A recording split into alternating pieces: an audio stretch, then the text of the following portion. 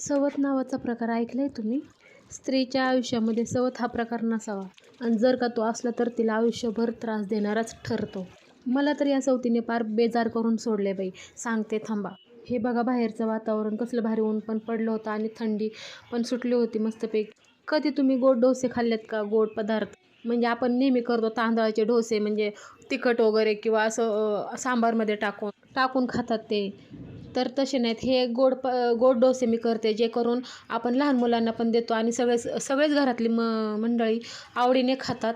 आणि हे मी केले होते ना डोसे, ते केले होते मी गव्हाच्या पिठातले. तर हे बघा मस्तपैकी असे गोड डोसे मी केले होते. आणि काय करायचं माहिती आहे का, गव्हाचं पीठ घ्यायचं, त्याच्यामध्ये गूळ टाकायचं, म्हणजे आपल्याला आवडन तसं गोड टाकायचं. गोड होईन अशा ह्या पद्धतीने टाकायचं आणि त्याची थोडीशी इलायची टाकायची आणि मस्तपैकी त्याला असं फेटून घ्यायचं. म्हणजे बघा मी दाखवलं होतं त्याप्रमाणे करायचं.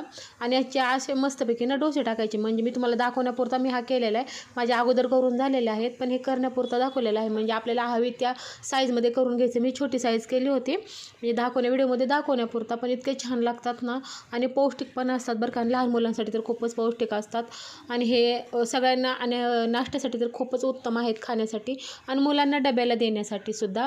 म्हणजे तुम्ही कधी गुलगुले केले का, तर त्यातलाच प्रकारे आहे हा.